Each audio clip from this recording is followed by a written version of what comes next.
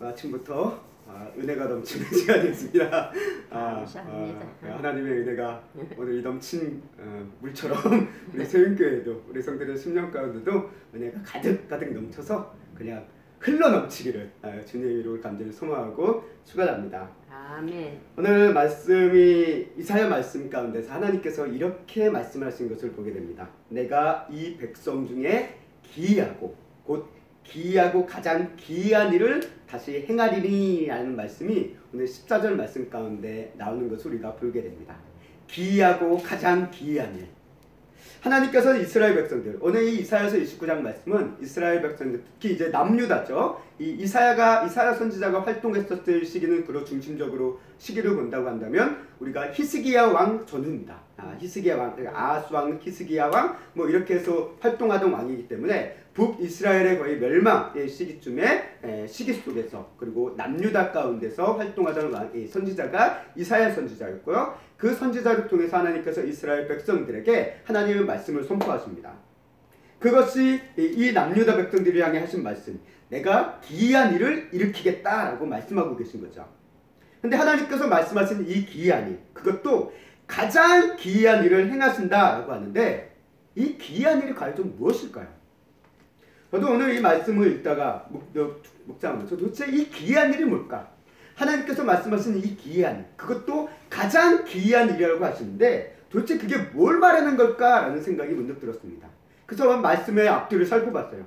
근데 이 기이한 일이 구체적인 뭔가에 대해서는 언급이 안 나왔어요. 솔직히 기이한 일을 행하겠다라고 말씀하셨는데 그 다음에 나오는 얘기는 뭔가 기이한 일 같지가 않아요. 물론 뭐 지혜자의 명철과 뭐 명철이 총명을 잃어버리겠다라는 얘기가 나오긴 하지만 그게 진짜 기이한 일에 포커스일까라는 생각이 문득 들더라고요.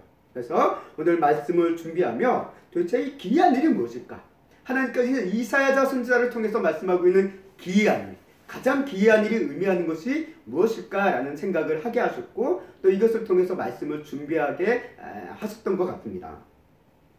오늘 우리가 이 말씀 하나님께서 얘기하는 이 가장 기이한 일이 무엇인가를 이해하기 위해서는 먼저 이 말씀이 향하고 있는 백성들, 그것이 누구이냐라는 것을 먼저 알 필요가 있을 것 같습니다. 14절에서 얘기하고 있습니다. 이 백성이라고 얘기하고 있어요. 이 백성은 정확하게 어떤 사람들을 얘기하고 있을까요? 남유다의 백성 맞습니다. 남유다의 백성이 맞는데 그런데 그것만으로는 좀 부족해요. 이 남유다의 백성들이 현재 어떤 모습으로 살아가고 있느냐, 하나님이 보시기에 어떤 모습의 삶을 살고 있느냐가 중요하다는 거예요. 이 남유다의 백성들의 현실적인 모습이죠. 하나님이 보시는 현실적인 모습이 무엇이냐라는 것을 우리가 먼저 알아야지만 하나님께서 말씀하시는 기이하고 가장 기이한 일이 무엇이다라는 것을 우리가 제대로 이해할 수 있을 것 같다는 생각이 들었습니다. 그래서 우리가 이 말씀을 알기 위해서는 13절부터 거꾸로 올라가 봤어요. 그래서 13절 말씀을 우리가 보면 이와 같이 이야기를 하고 있습니다. 우리 다시 한번 읽어보도록 하겠습니다. 시작. 주께서 이르시되 이 백성이 입으로는 나를 가까이 하며 입술로는 나를 공경하나 그들의 마음은 내게서 멀리 떠났나니 그들은 나를 경외함은 사람의 계명으로 가르침을 받았을 뿐이라. 아멘. 이 백성의 첫 번째 모습은 뭐냐? 입술로는 하나님을 경외하는 백성이다 라고 얘기하고 있습니다. 입술로는 하나님을 공경하나 마음은 떠난 자들입니다. 한마디로 얘기하면 이게 뭐냐? 형식적인 종교인을 얘기하고 있는 거예요. 하나님과의 만남, 인격적인 고제. 우리 기독교의 핵심은 뭡니까? 하나님과의 만남에 있습니다. 그리고 그분과의 인격적인 교제에 있어요. 그러나 그것이 없이 그저 율법적으로, 형식적으로 내가 이것을 이뤘으니까 하나님께 다 예배를 드린 거고 내가 하나님께 해야 될 모든 것들을 다 준수한 거니까 나는 하나님을 잘 경외하고 있다라고 생각하고 있는 그런 율법적인 모습, 외식적인 모습, 형식적인 모습에 대해서 하나님께서 이야기하고 있다는 거예요. 그래서 13절 말씀에 보면 이런 얘기가 있습니다. 마지막 구절에 보면 사람의 계명으로 가르침을 받았다라고 13절 말씀에 표현하는 부분이 있습니다. 이 부분을 새번역의 성경으로 보면 조금 더 아주 우리에게 쉽게 이해할 수 있게 표현이 되는데 뭐라고 얘기하냐면 새번역에서는 들은 말을 흉내내는 것뿐이라고 얘기하고 있습니다. 들은 말을 흉내낸다라고 얘기하고 있어요. 형식적인 종교인이에요. 그냥 이야기하니까, 교회에서 이야기하니까, 뭐 사람들이 이야기하니까 따라야 될 것 같아서 그냥 따라는 해요. 흉내는 내요. 그런데 그 안에서 나오는 하나님과의 교제가 없고 하나님과의 만남이 있고 그러다 보니까 하나님의 은혜가 없는 거예요. 그런 삶을 이야기하는 백성 모습이 지금 이 백성이라는 것입니다. 하나님의 은혜가 없는 삶. 다시 말해 형식적인 종교인들. 그리스도인이라기보다는 그냥 종교인으로서 이야기하는 그 모습을 하나님께서는 이사야 선지자를 통해서 이야기합니다. 그래서 이사야 선지자 말씀을 통해서 보면은 이야기하잖아요. 너희의 금식은 내가 받기도 싫고 제사도 받기고 싫고 라는 이야기도 참 많이 하십니다. 형식은 있어요. 모양은 있습니다. 그러나 하나님과의 교제가 없는 거예요. 하나님의 진정한 경외함이 없다라는 겁니다. 어떻게 보면 이 백성, 이 이사야가 얘기하는 이 백성은 오늘 우리의 모습일 수도 있습니다. 주일만 예배를 드리면 나는 하나님을 경외하는 걸 다 했다라고 착각하는 그런 종교인의 모습. 하나님의 이름을 말하고 영광을 돌린다라고 말은 하지만 내 마음은 하나님에 대해서 무관심하고 종교적인 조건만 달성했다면 나는 하나님에 대해서 다 경외하고 다 섬겼다라고 자랑하면서 그것을 신앙인으로서 착각하는 그런 사람들의 모습. 나는 헌금을 많이 했어. 나는 뭐 주일헌금 많이 했어. 11조 많이 했어. 그러니까 난 하나님을 잘 섬겨온 거야 라는 착각하고 있는 사람이다라는 것입니다. 헌금이 적어도 헌금이 부족해도 하나님과의 교제가 있으면 교제가 더 중요하다는 거예요. 그것이 오늘 말씀이 얘기하는 이사야 선지자가 얘기하는 이 백성의 첫 번째 특징입니다. 하나님을 입술로는 공개하지만 마음은 떠난 자들. 형식적인 종교인입니다. 두 번째 이 백성의 특징은 뭐냐? 두 번째 말씀을 이야기합니다. 두 번째, 하나님의 말씀을 읽을 수 없는 자들이다 라고 얘기하고 있습니다. 그래서 하나님의 말씀을 읽을 수 없는 이유에 대해서 11절과 12절 말씀을 통해서 뭘 예시적으로 표현하냐면, 비유적으로 표현하면 11절 말씀에 이야기합니다. 모든 계시, 여기서 얘기하는 모든 계시는 뭘 얘기합니까? 하나님의 말씀을 얘기하고 있어요. 이 하나님의 말씀이 너희들에게는 봉인된 책과 같다라고 얘기하고 있어요. 여기서 얘기하는 책은 오늘날 이런 책이 아닙니다. 이런 책이 아니라 두루마리예요. 둘둘둘 말려있는 두루마리입니다. 그리고 그 두루마리를 봉인할 때 어떻게 합니까? 뭐 밀랍 같은 걸 찍고 딱 인장 같은 걸 찍어버리죠. 이게 뭐 중세 영화에도 참 많이 나오는데 그런 식으로 봉인이 됩니다. 그래서 이것을 뜯으면 표지가 나는 거예요. 그래서 이런 책과 같이 되었다라는 거예요. 감격 있게 펼쳐볼 수도 없는 그런 책. 그래서 글을 아는 자들에게 이런 책을 주니까 그들이 뭐라고 얘기합니까? 우리는 이 책이 봉인될 것 같아서 못 읽겠다라고 얘기해요. 또 글을 모르는 사람들에게 책을 주니까 얘기를 뭐라고 합니까? 우리는 글을 몰라서 못 읽겠다라고 얘기하고 있다는 겁니다. 그런데 실상은 뭐냐? 하나님께서 이들이 하나님의 말씀을 읽을 수 없는 진짜 이유에 대해서 이야기하고 있는 것은 뭐냐? 책이 봉인돼서도 아니고 하나님께서 봉인하신 것도 아니고 봉인돼서도 아니고 그들이 실제 글을 몰라서도 아닙니다. 29장 10절 말씀에 이와 같이 이야기합니다. 29장 10절 말씀 우리 함께 보려고 했는데요. 이 말씀에서 또 빠졌네요. 29장 10절 말씀 한번 찾아보도록 하겠습니다. 말씀 바로 윗절이니까 바로 찾아보시면 될 것 같습니다. 함께 읽겠습니다. 시작. 대저 여호와께서 깊이 잠들게 하는 너희에게 영을 부어주사 너희의 눈을 감기셨으니 그가 선지자들과 너희의 지도자인 선견자들을 덮으셨음이라. 아멘. 하나님께서 어떤 일을 행하셨냐? 하나님의 말씀을 듣고 읽고 깨닫고 그것을 가르쳐주는 선지자와 선견자들을 덮으셨다라고 얘기하고 있다는 거예요. 한마디로 계시가 멈춘 겁니다. 하나님의 말씀을 볼 수 있는 눈을 감기게 하신 거예요. 하나님의 말씀을 들을 수 있는 귀를 닫게 하신 거라는 것입니다. 곧 이건 뭘 얘기하고 있냐? 영적으로 잠든 상태가 이야기를 하는 거예요. 그러면 이에 대해서 우리는 이런 질문을 던져볼 수 있어요. 이런 항변을 할 수 있습니다. 아니 하나님께서 우리 이 백성들을 영적으로 잠들게 하신 거고 말씀을 읽지도 깨닫지도 듣지도 못하게 하신 거니까 하나님 때문이네 라고 우리는 이야기할 수 있어요. 그런데 9절 말씀에 대해서 이 앞서 본 9절 말씀에 또 이런 얘기가 있습니다. 백성들이 맹인이 되고 또 백성들이 마치 취한 사람들과 같다라는 표현이 그 앞절에 또 나와 있습니다. 본래 이스라엘 백성들이 남유다 백성들이 맹인이 된 이유는 영적으로 잠들어 버린 건 맞습니다. 그리고 영적으로 잠든 이유는 하나님께서 그들이 잠들게 하는 영을 주셔서 한마디로 말씀을 깨닫지 못하게 하는 그런 영으로 인해서 그들이 깨닫지 못했다라는 것도 분명 맞습니다. 그러나 구절은 이스라엘 백성, 남유다 백성들에게 또 하나의 모습을 얘기해요. 뭘 얘기하고 있습니까? 취한 모습을 얘기하고 있다는 겁니다.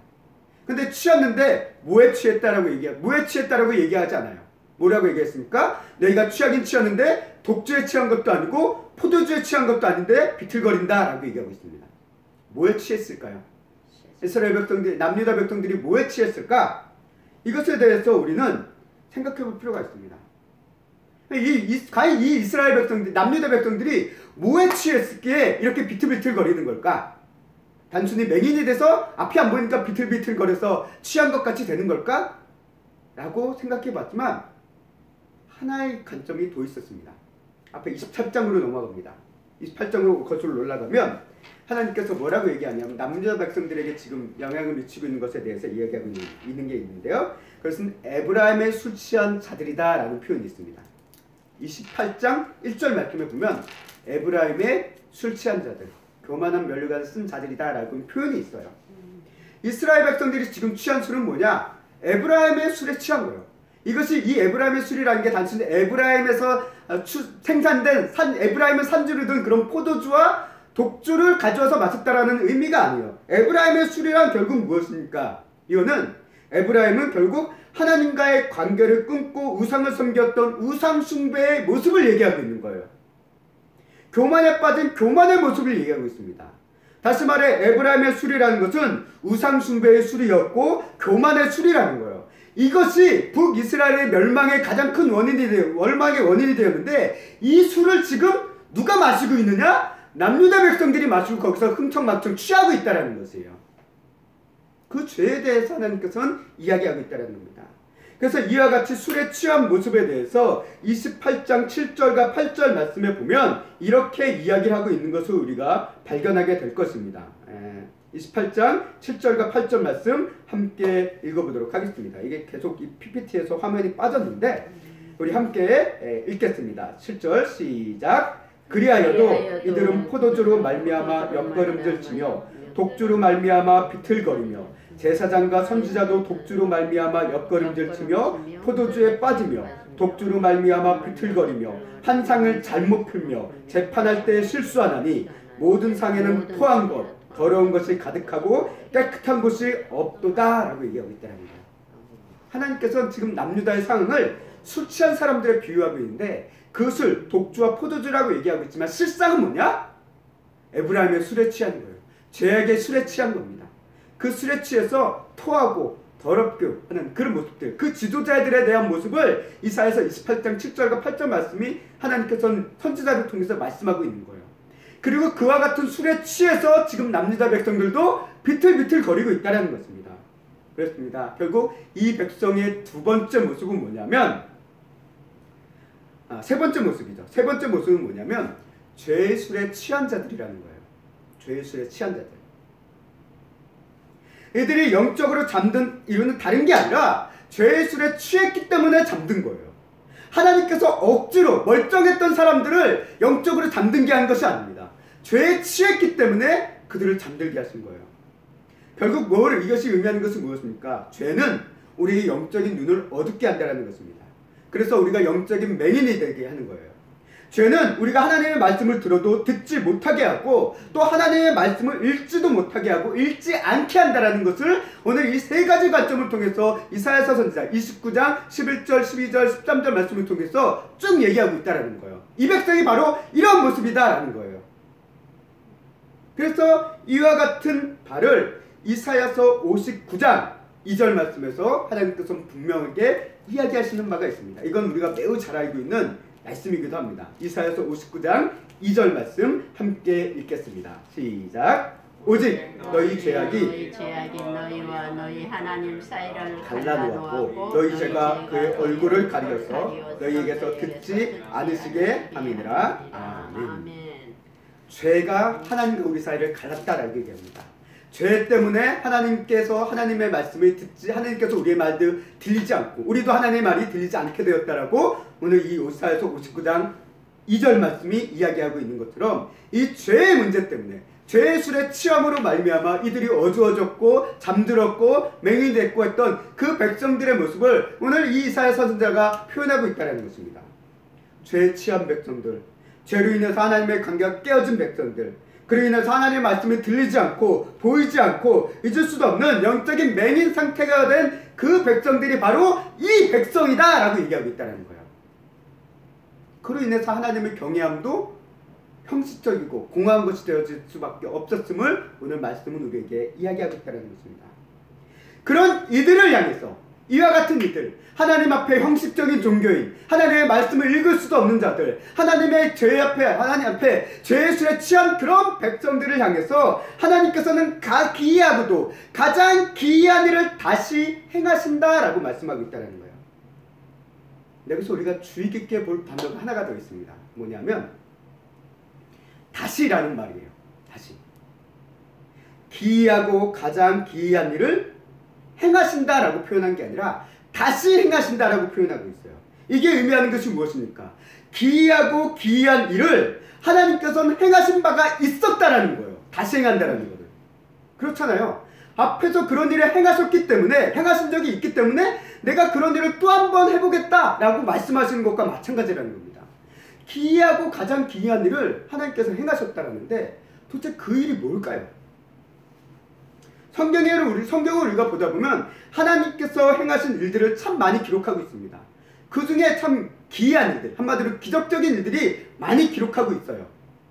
그 중에 하나일까요? 하늘에서 불이 떨어지고 소돔과 고모라가 멸망하게 되어지고 홍해바다가 갈라지고 요단강이 갈라지고 또 물이 없는 곳에서 물이 없는 곳에 반석에서 물이 솟아나게 하시고 만나와 메추라기로 수많은 백성들을 먹게 하시고 그리고 여리고성이 무너지게 하시고 병도 치유하고 죽은 자도 살아나게 하시고 그런 많은 기적들이 성경은 기록되어 있습니다.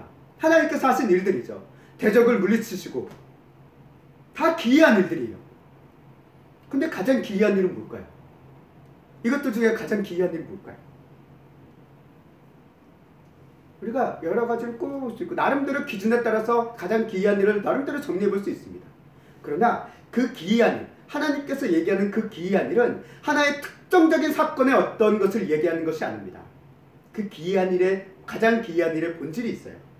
그것은 29장 22절 말씀에 보면 그 해답을 우리가 찾아볼 수 있습니다. 함께 읽겠습니다. 시작. 그러므로 아브라함을 구속하신 여호와께서 야곱 족속에 대하여 이같이 말씀하시되 아멘. 자, 하나님의 오늘 29장 22절 말씀에 하나님에 대해서 표현하기로 뭐라고 표현하고 있냐면 아브라함을 구속하신 하나님이라고 표현하고 있습니다. 아브라함을 구속하신 하나님. 그리고 그 하나님께서 야곱 족속을 향해서 말씀하신다는 거예요. 여기 이 말씀을 통해서 우리가 알게 되는 것은 기이한 일 중에 가장 기이한 일은 뭐냐면 구속이라는 거예요. 다시 말해 하나님의 구원하심을 이야기하고 있다는 거예요. 하나님의 구원하심. 그렇기 때문에 이것이 이 관점으로 보게 되니까 기이하고 가장 기이한 일을 다시 행하신다라고 하는 게 의미가 딱 맞아떨어지더라고요. 우리가 성경을 통해서 하나님께서 행하신 이스라엘 백성들에게서 가장 기이한 일, 기이하고 가장 기이한 일을 수도 없이 행하신 것 중에 본질적인 내용이 뭡니까? 구원이었어요. 구원입니다. 이스라엘 백성들을 애굽에서 구원하셨고 사사시대 때도 수많은 적들에서부터 구원하셨고 왕정시대 때도 블레셋과 이런 여러 주변 열국과의 전쟁 가운데서도 그들을 구원하셨고 그리고 이스라엘의 멸망 이후에 포로된 상태 가운데 있는 그들을 향해서도 하나님께서 그들의 구원을 약속하셨고 한결같이 얘기하는 것이 무엇입니까? 구원을 말씀하고 계신다는 거예요. 이 구원은 계속 하나님께서 다시 행하셨다는 거예요. 다시 행하셨다. 그래서 우리가 오늘 이사야서 26장부터 29장까지의 말씀을 보면 우리가 발견할 수 있는 관점이 뭐냐면 하나님의 승리와 구원하심의 메시지가 집약되어 있어요. 26장에서부터 29장까지의 말씀은. 그래서 우리 성도님들이 보시면 그걸 볼 수 있습니다. 그래서 그 앞에는 열국에 대한 심판에 대해서 얘기하고 있고요. 26장부터 29장 같은 하나님의 승리 그리고 이스라엘 백성들에 대한 하나님께서 구원 그것을 이야기하고 있는 것을 우리가 보게 됩니다. 자, 그렇다면 여기서 이사야 선지자가 얘기하는 가장 기이하고 가장 기이한 일이 구원, 하나님의 구원하심이라는 것을 우리가 그 해답을 찾은 것 같습니다. 그렇다면 왜 하나님의 구원이 가장 기이한 일이 될 수 있는 걸까요? 하나님께서 구원하실 때 초자연적인 아주 신비로운 일이 일어나서 그런 걸까요? 물론 성경에 하나님의 구원의 역사를 보면 신비로운 일이 많이 있습니다. 초자연적인 하나님의 역사심이 많이 기록되어 있긴 해요. 그러나 단순히 기적이 일어났기 때문에 가장 기이한 것은 아니라는 거예요. 그런 의미가 아닙니다. 우리가 알아야 될 것은 하나님의 구원하신 그 자체가 이미 기이한 것이라는 거예요. 전능하신 하나님께서, 위대하신 하나님께서, 하나도 부족할 것 없는 하나님께서 아무 쓸모없어 보이는 타락한 인간인 죄인을 건져주시고 하나님의 자녀 삼아주시다는 그 자체가 기이한 일이라는 거예요. 우리가 생각해보세요. 우리 주변에 악한 사람들, 나쁜 사람들을 보면 우리의 심정은 어떻습니까? 저 사람 죽어야 돼, 감옥에 갇혀야 돼 라는 생각을 갖는 게 우리 인간의 심정이잖아요. 인간의 심정으로 죄인은 무조건 버려야 되고 죄인은 사라져야 되는 존재예요. 용납해서는 안 되는 존재입니다. 그런데 하나님은 그 죄인을 용서하시고 죄인을 사랑하시고 죄인을 자녀 삼아주신다는 그 하나님의 구원 자체가 우리 인간이 보기엔 너무 기이한 일이라는 거예요. 이상한 일이라는 겁니다. 그렇기 때문에 하나님의 구원은 그 자체가 기이한 것이에요. 이 중 이사야서 28장 말씀에 보면 이런 말씀이 있습니다. 이사야서 28장 21절 말씀인데요. 함께 읽겠습니다. 시작. 되죠? 여호와께서 불하심 산에서와 같이 일어나시며 기브온 골짜기에서와 같이 진노하사 자기의 일을 행하시니 그의 일이 비상할 것이며 자기 사역을 이루시니 그의 사역이 기이할 것임이니라. 아멘. 28장 얘기하는 하나님께서 브리심산과 기브온 골짜기에서 진노하시는 일을 하셨대요. 일을 하셨는데 그 일이 바로 하나님의 사역이 기이한 것을 발견하는 하나의 관점이 된다라고 얘기하고 있는데, 자, 브리심산에서 어떤 일이 일어났을까요? 기브온 골짜기에서 어떤 일이 일어났을까요? 이것이 성경에는 딱 큰 사건으로 딱 기록되어 있지 않다 보니까 우리가 찾기가 인식하기가 쉽지 않은데, 브리심산과 기브온 골짜기에서 일어난 사건이 몇 가지가 있습니다. 특히 기브온 골짜기는 여호수아 시대 때 기브온이 이제 이스라엘 백성들과 이제 언약을 맺잖아요. 한마디로 동맹 상태가 되어집니다. 그런 상태 가운데 이 기브온에 대해서 기브온이 이스라엘 백성들이 항복하는 그런 모습을 보고 그거에 대해서 아주 안 좋게 본 이 기브온 연합군, 이 기브온을 침공하던 연합군이 형성됩니다. 그래서 그들이 기브온을 침공해요. 그때 이 기브온이 여호수아에게 도움을 요청합니다. 나를 치려는 적들이 침공했으니 도와주세요 라고 얘기하는 장면이 나와요. 그때 여호수아가 이스라엘 백성들을 가지고 이들과 맞서 싸웁니다. 그 맞서 싸운 곳이 어디냐면 이 기브온 골짜기예요. 그리고 기브온 골짜기에서 어떤 일이 일어납니까? 해와 달이 멈추는 사건이 그곳에서 일어납니다. 이게 기브온 골짜기의 사건이에요. 그리고 대적에게 승리하게 하시는 하나님의 구원이, 기브온을 향한 하나님의 구원이 이루어지는 사건이 기브온 골짜기입니다. 브리심산은 또한 무엇이냐면 다윗이 블레셋에게부터 대승을 거둔 곳이 브리심산이에요. 그래서 이것에 대해서는 큰 사건을 기록하고 있지 않지만, 그리고 그와 같이 블레셋이 대패를 해서 도망치고 자신들의 우상을 다 버리고 간, 그래서 바알 브리심이라고도 부르고 하는 별칭이 붙은 곳이 이 브리심산이기도 합니다. 이와 같이 이곳에서 일어난 것이 무엇이냐? 하나님의 구원, 하나님의 승리의 역사가 기브온 골짜기와 브리심산에서 일어났는데, 그와 같은 하나님의 사역, 그런 같은 하나님의 일이 어떤 거냐? 비상하고 기이한 것이다 라고 우리 이사야 선지자는 표현하고 있다는 것이죠. 그렇게 하나님의 구원의 사역은 인간이 보기에는 비상한 거예요. 이상한 거예요. 기이한 거예요. 너무나도 신기한 거예요. 그리고 29절 말씀에서도 이와 같은 이야기가 있습니다. 함께 28절 29절 함께 읽겠습니다. 시작. 이도 만군의 여호와께로부터 난 것이라. 그의 경영은 규모하며 지혜는 광대하니라. 아멘. 여기서 얘기하는 것도 뭐냐? 하나님의 지혜, 하나님의 계획, 이것은 기묘하다라고 얘기하고 있어요.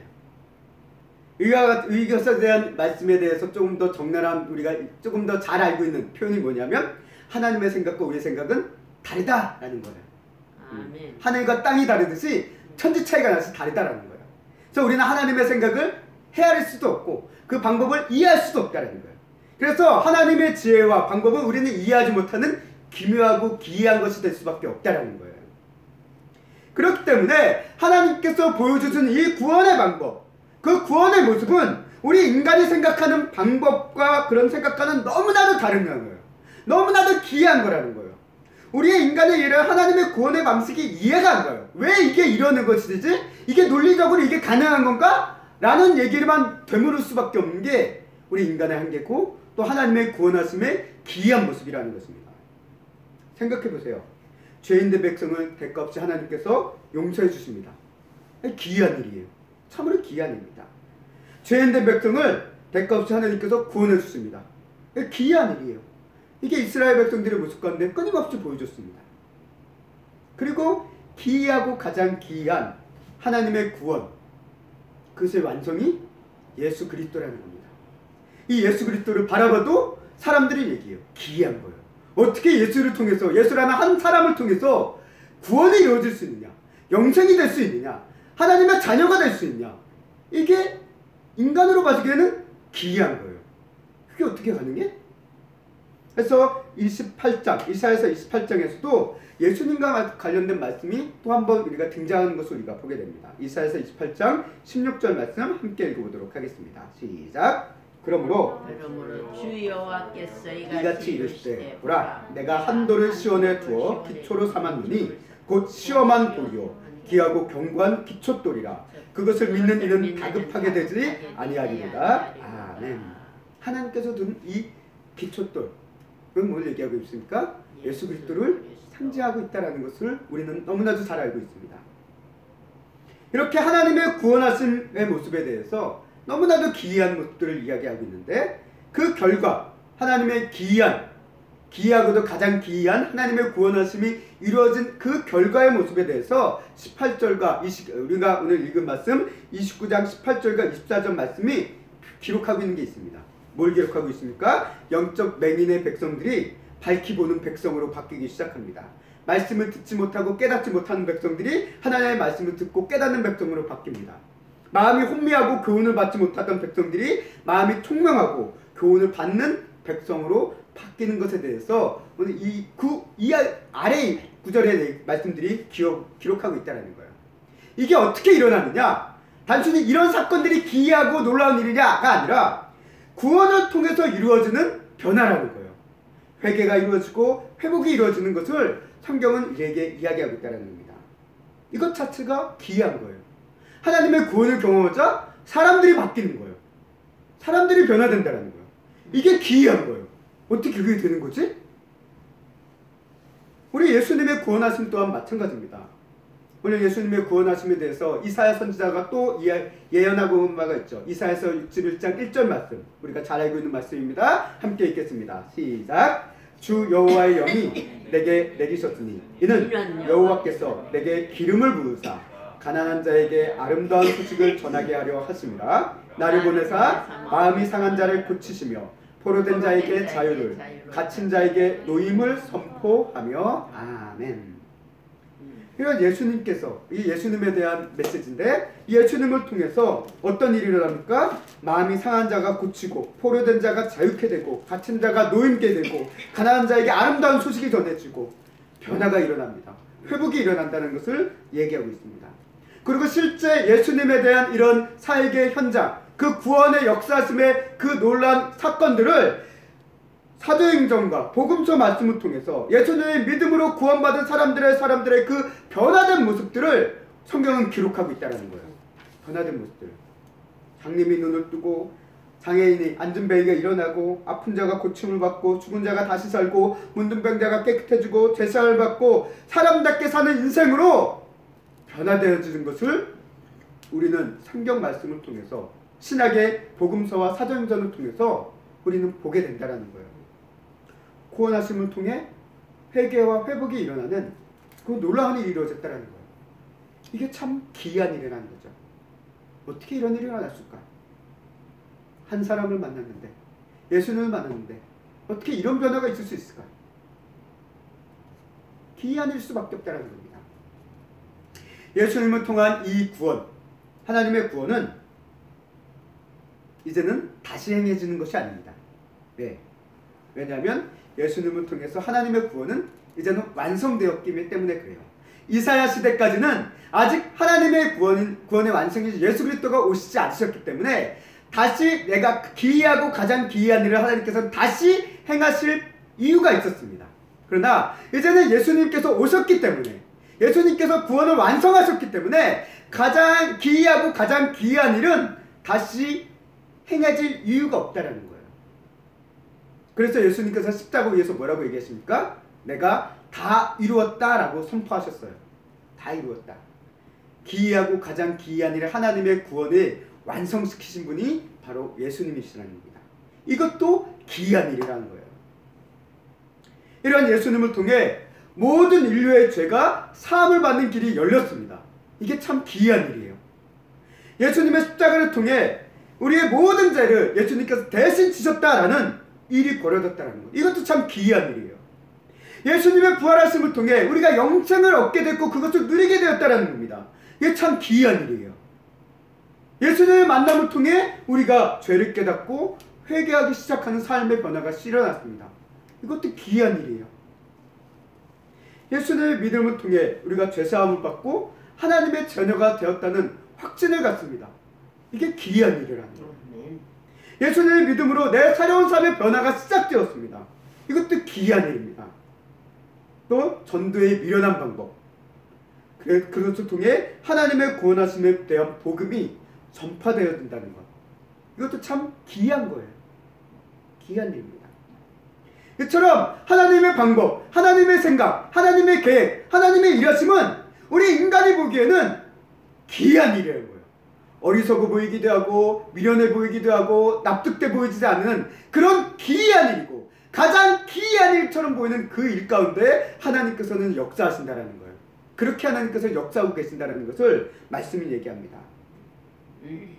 오늘 우리가 성탄절을 맞이해서 우리 예수님의 탄생은 바로 이 기이하고 가장 기이한 구원의 완성의 시작점이다라는 것을 우리는 인식할 필요가 있다는 것입니다. 아멘. 그렇게 성탄절은 기이하고 가장 기이한 날의 시작이라는 거예요.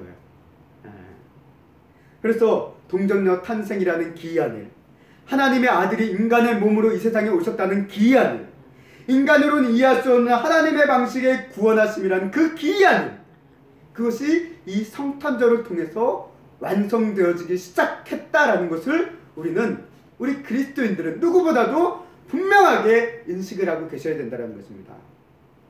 그래서 우리는 이 기이하고 가장 기이한 일의 주인공이신 예수님의 탄생의 의미를 바로 기억하시기를 바랍니다. 아멘. 하나님의 구원이라는 이 기이하고 가장 기이한 일을 완성하기 위해서 오셨고, 그 구원의 대상은 다름 아닌 바로 나라는 사실이요.